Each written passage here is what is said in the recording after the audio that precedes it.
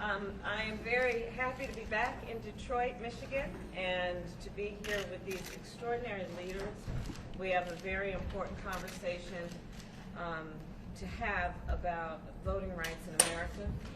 And I'm very pleased to be with Secretary of State, who has been not only a leader in Michigan, but a national leader on this issue, as well as the Congresswoman and so many others. So we will talk about many issues.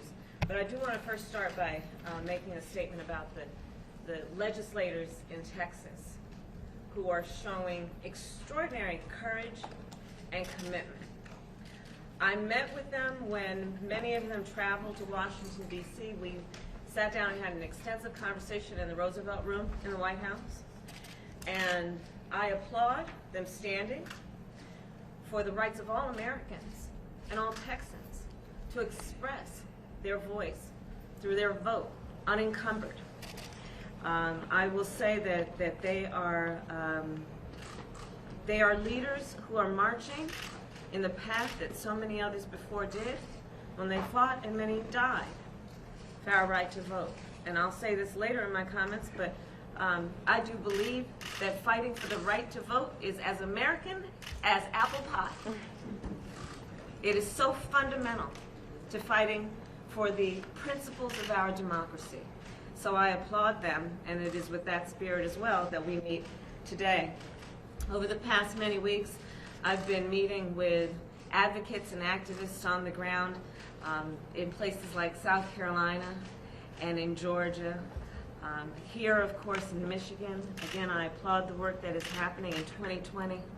You had folks mask up and get to the streets to do what was necessary, to stand in line, to mail in ballots, to vote. And you turned out extraordinary numbers. And when people ask, well, why is my vote important? Well, we know the people here in Michigan voted because they said they wanted, on the issue of the pandemic, a national plan for vaccinations. They voted and they got that.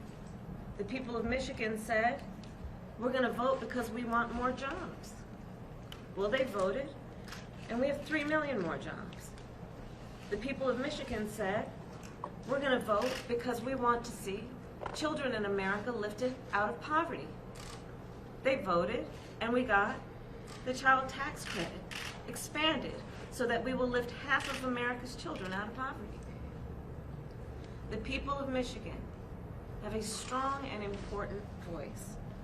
And I'm here to meet with these leaders to ensure, and for President Joe Biden and I and our administration to ensure, partnering with the Secretary of State, the Congress member, and so many others, that we fight every day to make sure that all Americans, unencumbered, are able to express their voice through the ballot and through their vote.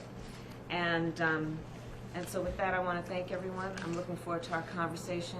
Again, it's so important that we meet with folks on the ground. You are the leaders on the ground who are making these rights real every day.